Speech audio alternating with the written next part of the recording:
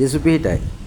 එපිස 1:4 කියනවා having predestinated ක්‍රිස්තු ශරීරය body of Christ predestined කරලා තිබුණේ දෙවියන් වහන්සේ. ඒ කියන්නේ මොකද්ද? ලෝකයේ මවන්ට පෙර උන්වහන්සේගේ දැනගැන්මේ ප්‍රකාරයට උන්වහන්සේ පෙර නියම කරගත් දෙයක් තිබුණා. ඒ තමයි ක්‍රිස්තු ශරීරය කියන ඒකකය හදලා ඒකට උරුමයක් දෙන බව. ඒක උන්වහන්සේ පෙර නියම කරගත් දෙයක් body of Christ නැත්නම් ක්‍රිස්තු ශරීරය කියන. එපිස 1:11 එපිස 1:11 කියන ලෝකයේ මැවීමට ප්‍රථම predestined කරලා තිබුණේ අපිව.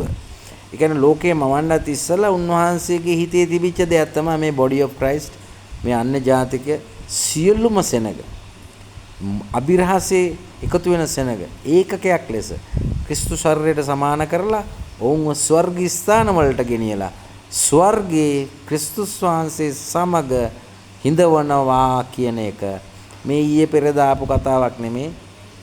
මේක ලෝකයේ මවන්ට පෙර ජුදෙව් ජාතිකයෝ ඇති වෙන්න ඉස්සෙල්ලා ඊශ්‍රායල් රටක් හදන්න ඉස්සෙල්ලා මෝසෙස්ට ව්‍යවස්ථාව දෙන්න ඉස්සෙල්ලා ආබ්‍රහම් පියාගේ ගෙදරින් එළියට ගන්න ඉස්සෙල්ලා ආදම්ම මවන්නත් ඉස්සෙල්ලා දෙවියන් වහන්සේගේ හිතේ සැඟවෙච්ච අභිරහසක් බව පාවුලතුමා මේ පදවලින් එළිදරව් කරනවා. මෙන්න මේක තේරුම් ගන්න ඔබගේ මගේ අනන්‍යතාවය body of Christ ක්‍රිස්තු ශරීරය නැමැති සභාව the church the body of Christ predestined කරපු එකක්.